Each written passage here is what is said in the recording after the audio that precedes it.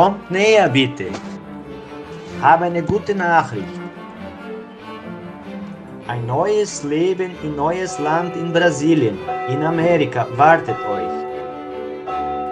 Allen Familien nach ihrer Ankunft haben nichts mehr zu befürchten, außer hart zu arbeiten. Wenn man bedenkt, dass die Regierung dort in Brasilien uns das Land gibt.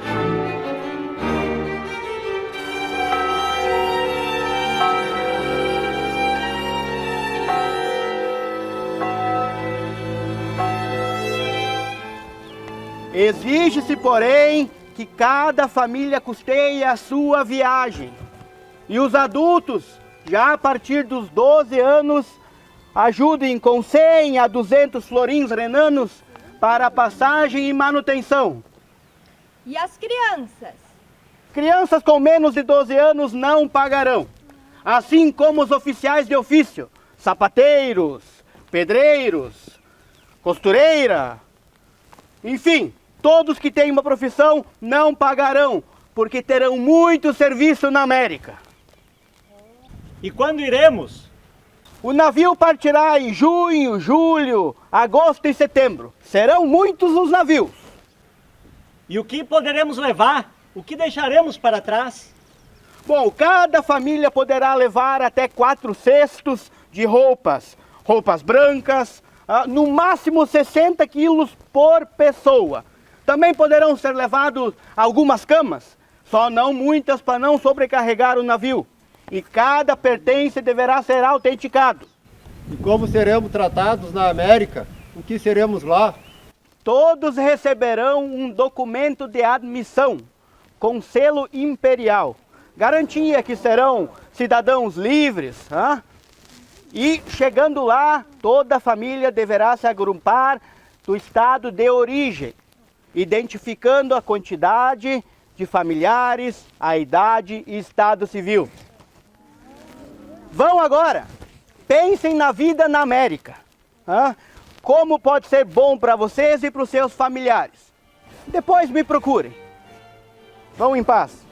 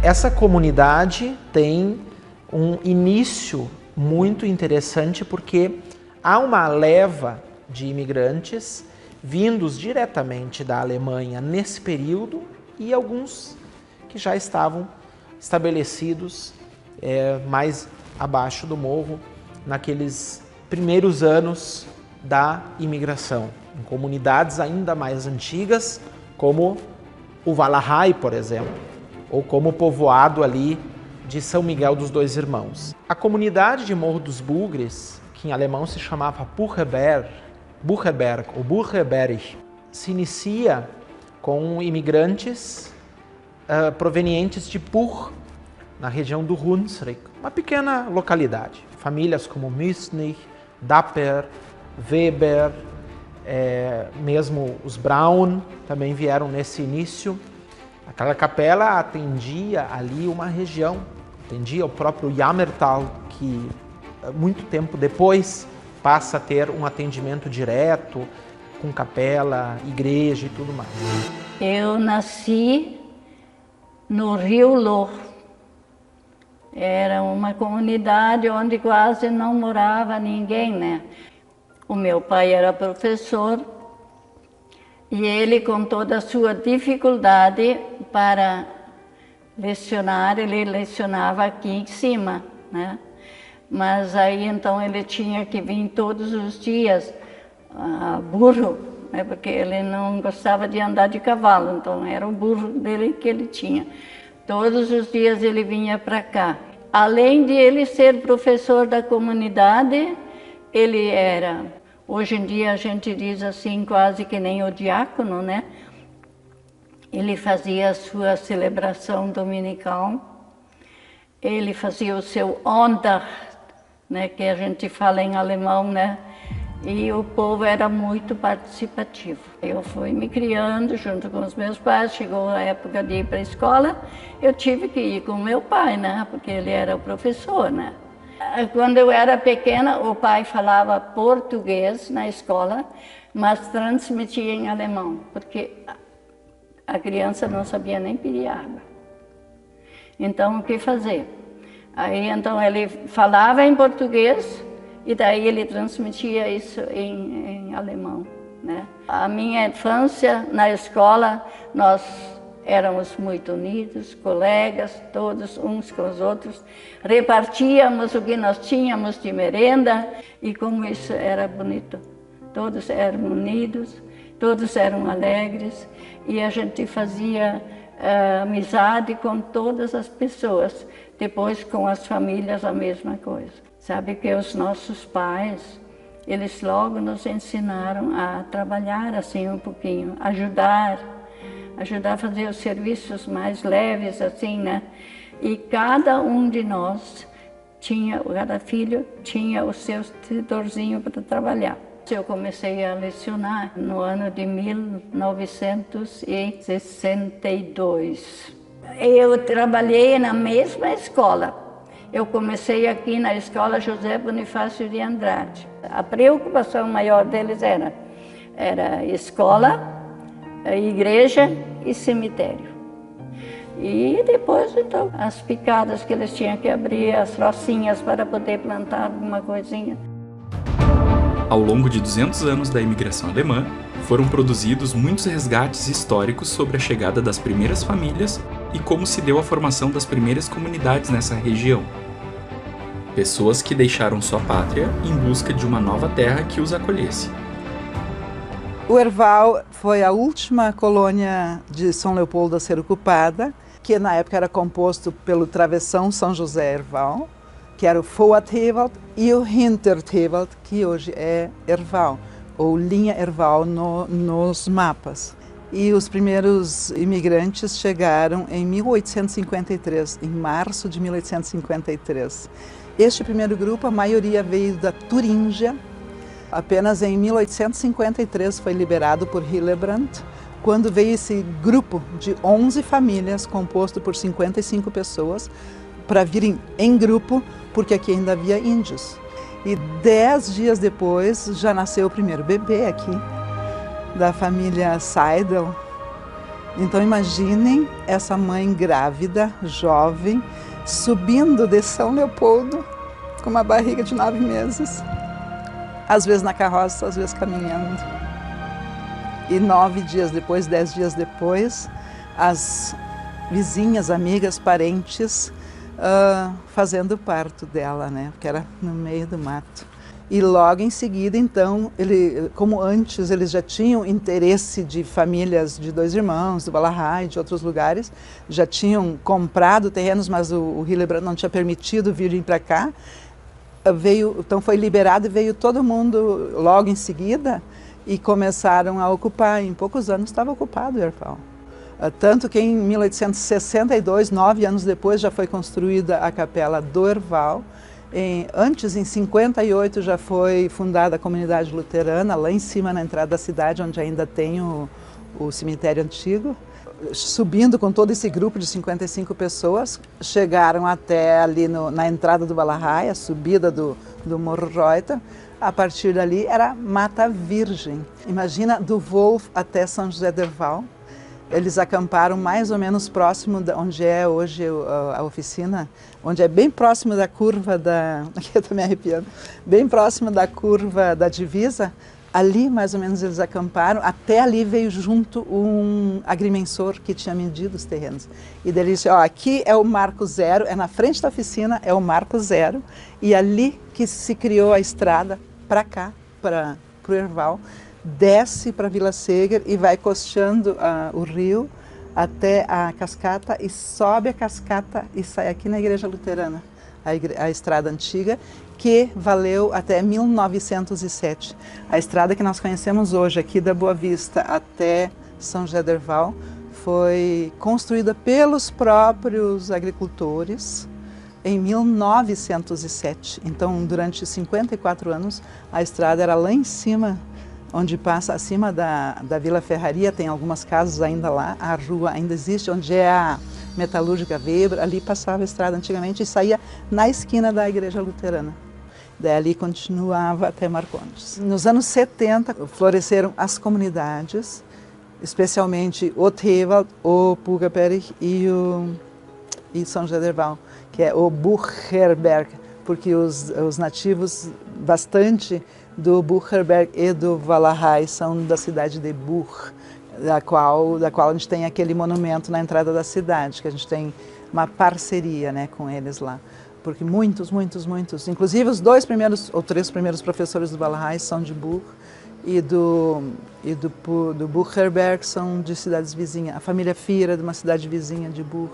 Então é um grupo muito conhecido que veio para cá.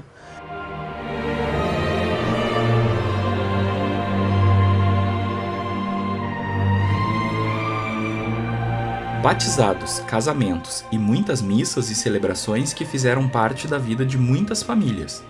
As capelas e igrejas estão repletas de belas e inesquecíveis histórias.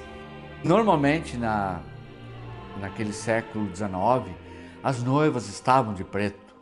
Isso era uma coisa assim, nós temos muita foto do século passado, dos primeiros 20 anos do século XX, que as noivas estão de preto.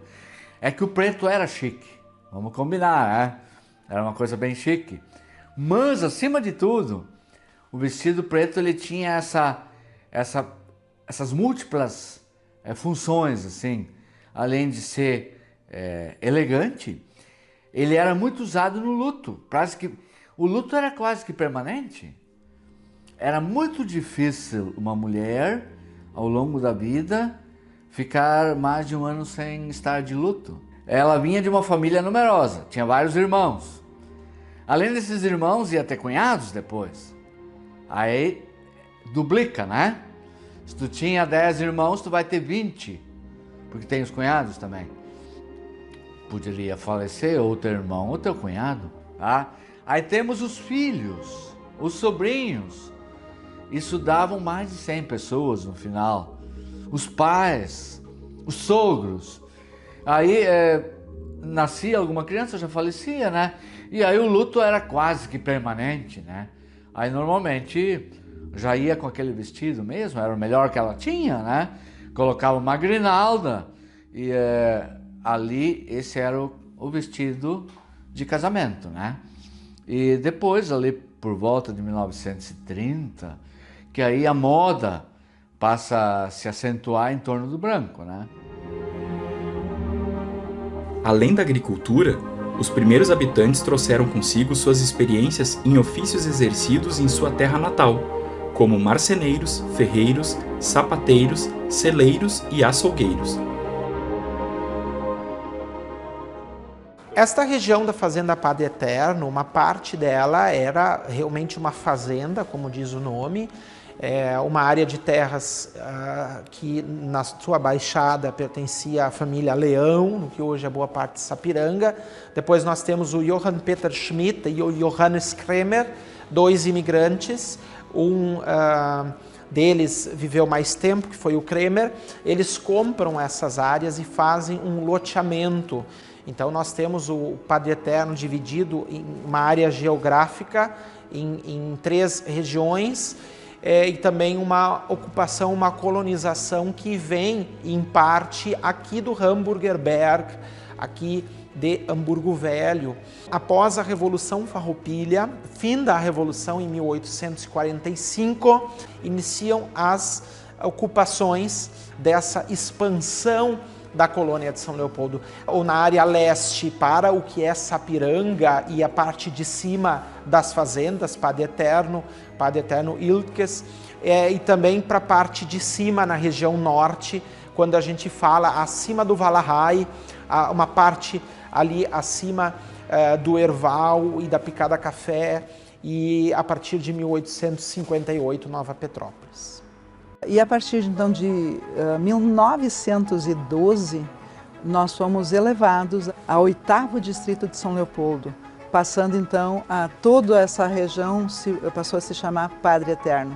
Então essa nossa subintendência é a subintendência Padre Eterno, que engloba São José do Herval, toda essa região dos Padre Eternos e a Boa Vista era o centro, porque era um local bastante desenvolvido, já tinha escola. Isso foi em 1912 e permaneceu aqui na Boa Vista até 1949, quando então foi transferida para Santa Maria do Herval, exatamente onde hoje está a prefeitura. Em 1950 já foi construído o hospital, totalmente com financiamento próprio dos moradores. O presidente da comissão foi o professor João Klauk, que é o nome da antiga escola do Morro dos Bugres Alto, ou Ivaspugaberich, ou Purraperich. Em 1907, também é chamado Herval, já foi instalada a primeira filial da cooperativa Sociedade Rural União Popular, que hoje é o Sicredi. Casas, comércios, salão de baile ou as 3 coisas numa mesma edificação. A preservação desses espaços, que são fundamentais à história, se torna cada vez mais difícil com o passar dos anos. Os velhinhos de pedras, madeira e tijolos ganharam lindas reproduções em maquetes que, além da fotografia e vídeo, ajudaram a eternizá-los. Aqui nós temos um pouco da história da nossa região. A minha ideia inicial de reproduzir o que se perdeu na Rota Romântica. Aqui tem uma coisa bem peculiar. Aqui isso era o salão de baile da irmã do meu bisavô. Ela era casada com Schütz, e esse aqui onde hoje existe um colégio agrícola que também não funciona mais. Mas eu voltei e consegui reproduzir aqui tem um salão lá da Nova Renânia, e aqui temos uma casa de uma família tradicional daqui, que é os Dapper. Aqui é Finkler, que é uma casa, essa ainda existe, ela fica aqui encravada no meio dos morros. Essa casa aqui, uma casa de pedra, eu conheço ela há muitos anos, eu morava perto. Então as paredes têm 70 centímetros de espessura. Era a técnica que tinha na época, e ela fica bem próximo à cascata da linha Marcondes Baixa. Aqui tem diversos proprietários, era proprietário de dono de moinho com roda d'água, coisa que muito tinha nessa região. Então essa aqui é a casa que essa ainda hoje existe. Essa casa aqui fica no Morro dos Bugres. Ele foi o primeiro professor aqui de Santa Maria do Herval, o professor Nicolau Milsnich. Aqui a antiga matriz, ela foi substituída, até na foto dá para perceber já os fundamentos da nova que foi construída em volta dela. Aqui nós estamos dentro do nosso museu, que foi salão de baile, foi casa comercial, até antes de virar museu foi fábrica de calçados. E aqui é a capela mais antiga do Herval, que é lá no Morro dos Bugres. Todos os nossos imigrantes estão por aqui, os que chegaram primeiro, mais tarde.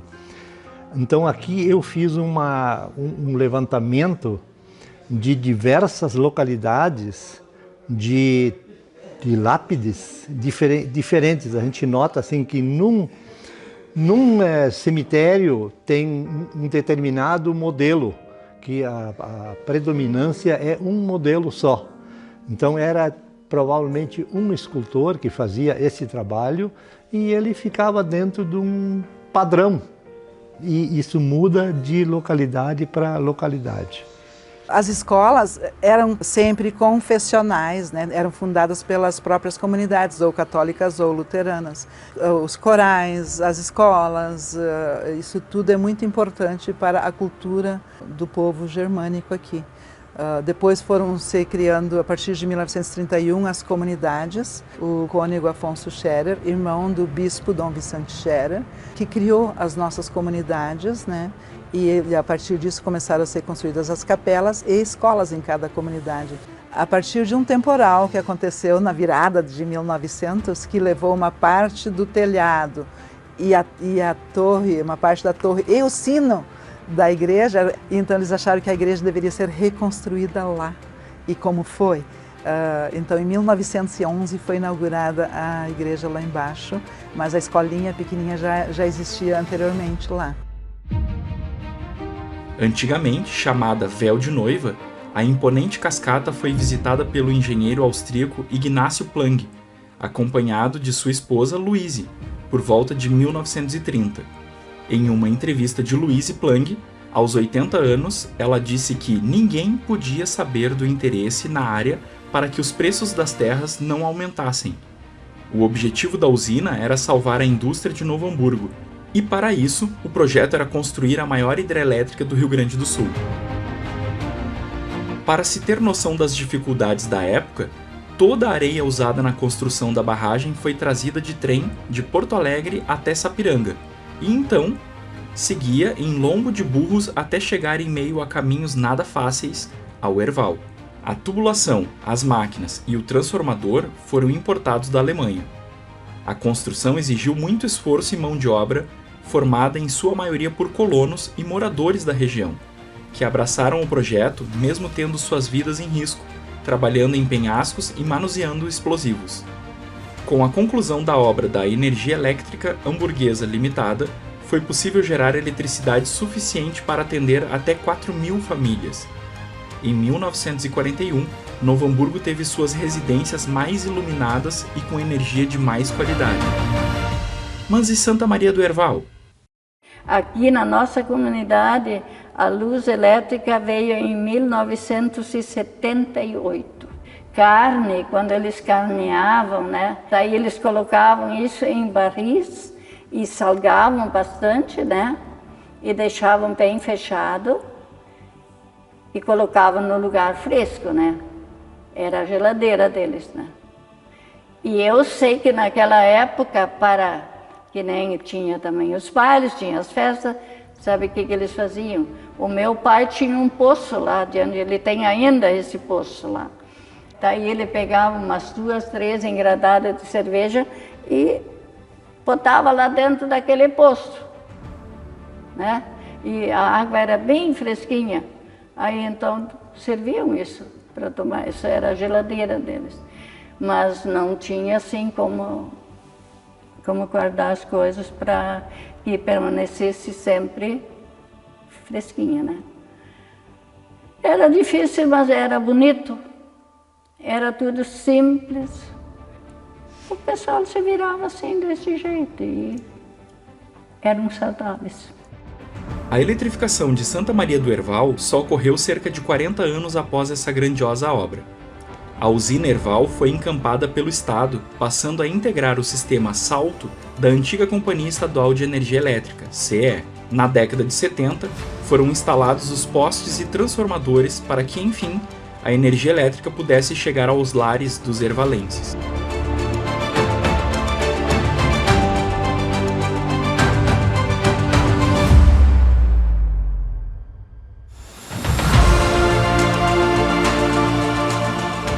A A determinação do povo ervalense, que já mostrava sua força na agricultura e acelerava seu crescimento após a chegada da energia elétrica, ganhou novo fôlego com o processo da emancipação. Em 1982 eu fui eleito vereador por Santa Maria do Herval, no município de Dois Irmãos, que era o nosso município mãe. Mas chegou um determinado momento que eu percebi que Dois Irmãos já não conseguia mais dar a atenção que a população aqui exigia e merecia. Então eu percebi que nós tínhamos que então avançar, e o avanço seria pensar na emancipação do distrito, né? Eu trabalhei muito isso na condição de vereador, isso era 2 vezes, 3 vezes por semana em Porto Alegre, fazendo o estudo para ver se realmente Santa Maria do Herval tinha capacidade técnica, jurídica, para ostentar, sonhar com a emancipação. Porque se não fosse a grande colaboração da Prefeitura de Dois Irmãos, nesse sentido, a emancipação não teria saído. Tinha as questões políticas, eu tinha interesse político em Dois Irmãos, claro que eu tinha, meu mandato estava sendo muito bom, mas o grande sonho meu era emancipar Herval, porque eu sabia que as coisas para as pessoas aqui iam melhorar, a vida das pessoas aqui ia melhorar. Quantas conquistas nós já tivemos em razão da emancipação. Eu me lembro como se fosse agora. Foi num dia de manhã, eu acordei às 6h30, eu estava às 7h30 na prefeitura e pedi para ele, o prefeito Romeu, alguns minutos que ele não deixasse ninguém entrar no gabinete, para só eu e ele falarmos. Eu perguntei, Ademir, o que está acontecendo? Não, não está acontecendo nada. Vai acontecer, eu disse. E aí acabou acontecendo. Eu falei para ele que eu estava trabalhando pela emancipação e expliquei para o prefeito e eu disse, prefeito Romeu, só quero... Tu não precisa fazer nada a favor, mas também não faça nada contra, isso eu te peço. Não, fica tranquilo, toca em frente, quando eu falei para ele como que eu ia fazer, como que eu queria liderar o processo. Eu saí da prefeitura e fui direto conversar com o então colega vereador Luciano Schaumler, o qual eu convidei para participar naquele momento e visitamos o padre, visitamos o pastor, visitamos os professores no colégio estadual e daquele nosso movimento nós marcamos a primeira reunião para criar a Comissão Emancipadora. Isso foi marcado no dia 27 de setembro de 1987. Hoje, passados tantos anos, eu tive a honra e o orgulho de ter sido prefeito da cidade 2 vezes. Dessa conquista da emancipação que vislumbrou outras possibilidades para as pessoas que moravam aqui. Bom, agora vamos ter uma cidade, vai ter bancos aqui, vai ter mais empresas aqui. É tanta coisa que veio por causa da emancipação. Se hoje temos uma delegacia de polícia aqui, um quartel da Brigada Militar aqui, é porque é município. Se não fosse município, nada disso estaria acontecendo aqui. Em 12 de maio de 1988, o governador Pedro Simon assinou a emancipação de Santa Maria do Herval. E na época, era Dois Irmãos, Morroita e Santa Maria do Herval. Santa Maria do Herval pegou 50% de toda a área. Eu era vereador por Dois Irmãos quando foi emancipado, né? Eu acho que se tivesse ficado sem a emancipação, nós estaria só pelo interiorzinho, assim, nada. E Santa Maria do Herval melhorou, e muito, muito. Depois de Santa Maria do Herval emancipado, foi mais fácil para o Morroita também fazer, né? E já nos primeiros anos da emancipação, a cidade intensificou o investimento em infraestrutura, melhorando a pavimentação das principais ruas. A emancipação foi brindada com uma festa no feriado de aniversário do município. Mas passados alguns anos, conforme o Herval foi desenvolvendo sua infraestrutura, a comemoração foi ganhando novos contornos. Mas uma conquista que é inesquecível é a Kartoffelfest. É uma coisa que me toca o coração quando eu posso falar. Eu fui um dia fazer uma viagem para a Alemanha, visitar um casal de amigos na cidade de Bensheim. Esse casal me levou numa Straßenfest, uma festa de rua em Bensheim. E aquilo que eu vi naquele momento me encantou, me deixou assim muito motivado, porque eu queria, na verdade, antes de terminar o meu mandato, apresentar uma festa que tivesse assim uma repercussão regional, ao menos, né? E aí vamos lá, não tinha asfalto, não tinha telefone automático aqui, tinha problemas de toda a ordem, ainda de infraestrutura. Eu voltei com aquele sonho de criar aquela festa que eu vi em Bensheim. Eu tinha levado a máquina fotográfica, naturalmente, reuni meu grupo da equipe do governo e eu já defendi que eu descobri qual era a festa que nós tínhamos que fazer, que ia se adequar à nossa realidade. E aí o pessoal logo ficou cestroso, duvidando que não ia dar certo no Herval, pelas razões que eu já falei. Falta de infraestrutura, falta de condições, o Herval é muito pequeno, não tem asfalto, não tem 1 metro de asfalto aqui. Aliás, já tinha 1 metro de asfalto, nós tínhamos asfaltado o centro da cidade, em 94. Toda a nossa comunidade, mas todas as localidades se envolveram, e para que fosse mostrado para o grande público, nós tínhamos que divulgar ela, e ela foi divulgada com muita força. Só que para isso acontecer, nós tínhamos que ter dinheiro para gastar. E aí, talvez eu tenha conseguido, na oportunidade, o dinheiro mais importante, R$ 27.850, do Fundo Nacional da Cultura, um valor altíssimo. Traz esse dinheiro para o dia de hoje, vê quanto dinheiro isso é hoje, só botando a inflação em cima. Ou a festa acontecia naquele momento, ou ela iniciava já morta, não ia a lugar nenhum. E deu um belo resultado que todo mundo conhece. Hoje eu costumo dizer, o Herval ficou muito conhecido por causa da Kartoffelfest. Porque ela foi bem organizada, ela foi cuidada, ela está sendo cuidada hoje ainda. Foi todos os prefeitos que passaram até agora fizeram algum acréscimo. Sim, aí envolveu todo o município e foi espetacular isso.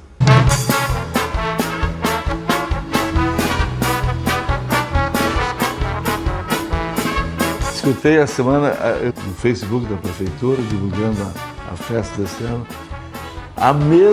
O mesmo jingle que está sendo usado agora, ele deu tão certo na primeira festa, está sendo usado hoje, parece que é novo. De tão bonito que é. Kartoffelfest é bom, venha você participar.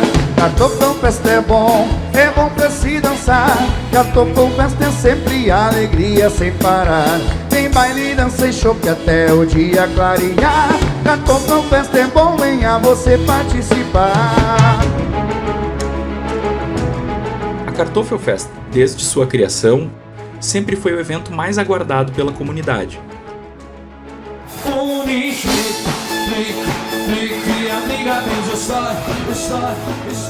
Nas últimas décadas, a festa ganhou proporções épicas, envolvendo toda a sociedade hervalense. Além de atrair visitantes, o evento ampliou oportunidades de investimentos. Entre os setores que foram atraídos pelo potencial de desenvolvimento na cidade, destacam-se o calçadista, que já marcava presença com filiais de grandes empresas da região, a metalurgia e a indústria moveleira, que estabeleceram-se na economia local, e o agronegócio, que foi fortalecido com a criação do gado leiteiro, a produção de aves e as indústrias de carnes.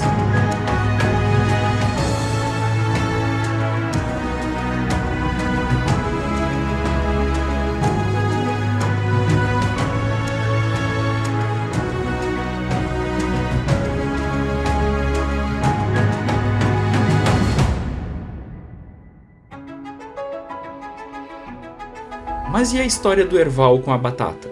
Eu desde pequena sempre acompanhei meu pai e meu avô sempre nas lavouras. Na agricultura, sim, o que mais plantamos era a batatinha inglesa. Era tudo arado com brunta de boi e com enxada. Meu avô, ele era pioneiro, né? Quando ele começou, ele foi um dos primeiros. Daí a batata semente, muitos vieram de vários lugares com mula, cavalo, pegar em quilos. E meu avô, ele trabalhava com agrônomo. Ele era um pouco à frente do seu tempo, dos outros, que ele ajudava muito. Até nas terras, eles faziam contra a erosão, onde é morro, eles faziam as contenções de pedras, né? E ali abriam todas aquelas terras e arrumavam e plantavam tudo batata. Tinha aquela variedade bem antiga, primeiro que eles plantavam, depois mudaram para as outras. Aí começaram, o forte era a baronesa daí, naquele tempo. Depois foi entrando a macaca, a variedade. Eram essas duas variedades que eles plantavam bastante depois. E assim eu sempre acompanhando, sempre na roça. A gente levantava cedo de manhã, às 5 da manhã, o avô e o pai levantavam, eles pegavam a carroça e eu ia com a avó junto mais tarde. Nós levávamos o café para eles na roça. Não tinha energia elétrica ainda naquele tempo. Eu me lembro que com um lampiãozinho a gás, eles pegavam os boi e saíam, porque eles colhiam a batata com arado. Aravam assim e colhiam a batata assim. E eu, como criança, sempre junto, tinha que juntar as batatinhas pequenas, quando era a colheita. A gente gostava, a gente sempre estava junto na lavoura. E de tarde ia para o colégio, estudar. Antes da batata, que eu me lembro, era muita ervilha, chuchu, milho, feijão, era mais essas culturas. Fumo, plantar muito fumo. Tinha assim uma parede cheia assim de vara com as cordas, com fumo em cima. E ele dava um bom lucro, porque geralmente todo mundo fumava naquela época. Também criavam bastante galo e galinha caipira. Tinha vaca leiteira, faziam a manteiga, levavam em peças a manteiga para vender nos armazéns. Tinha o antigo armazém em Tomé, hoje não existe mais. Então os comerciantes de fora vieram e compraram as coisas. Ovos, banha, mas depois com o tempo o forte mesmo virou a batata por muitos anos.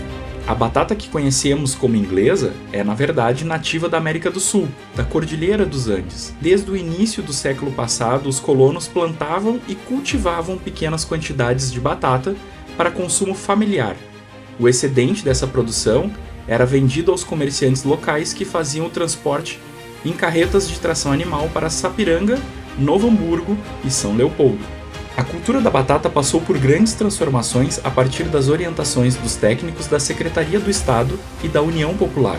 Os comerciantes locais começaram a comprar em grandes quantidades, negociavam o produto em cidades da Grande Porto Alegre e retornavam trazendo insumos como adubo, calcário e defensivos para os agricultores. Graças ao melhor domínio das técnicas de cultivo, especialmente com o uso da batata semente de melhor qualidade com irrigação, Santa Maria do Herval já despontava como um dos maiores produtores de batata do Rio Grande do Sul.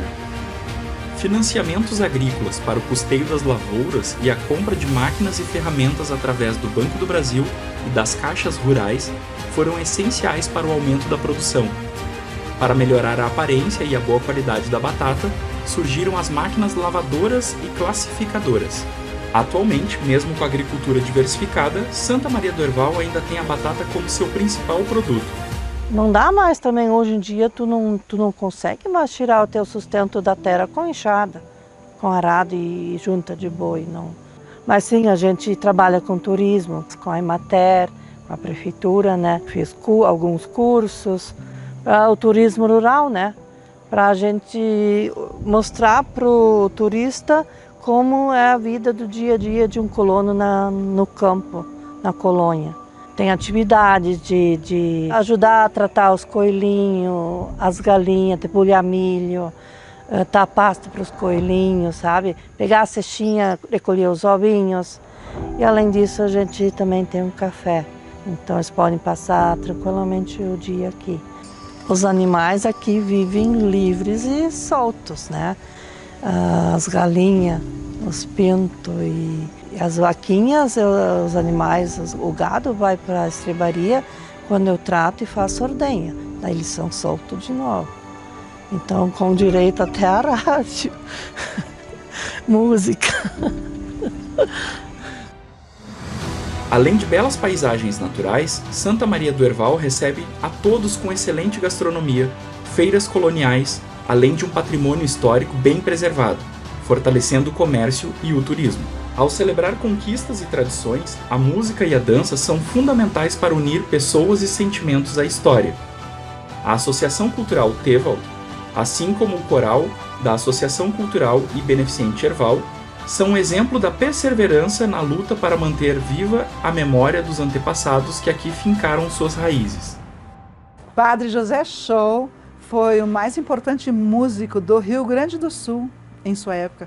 Compôs mais de 300 músicas e tem um livro no museu onde ele mesmo selecionou as músicas que ele considerava as melhores, entre as quais o hino ao Herval, que ele compôs logo após um dia de chuva. Ele acordou de manhã e disse para suas sobrinhas e para sua irmã, onde ele estava hospedado: "Ah, hoje é um dia muito bonito, eu preciso gravar alguma coisa." E tinha chovido e o rio Cadeia roncava pela cidade, eles moravam uma quadra acima, e ele pegou a sua gaita, ele compunha na gaita e depois passava para o órgão. Então ele foi até a cascata e começou, e eu vou me emocionar. Um canto altivo e majestoso ressoa em meu corão natal, na voz da laboriosa gente a cultivar o meu herbal. Herbal, herbal, é terra boa que não tem igual. Herbal, herbal, jamais eu irei te deixar. Ao melodiar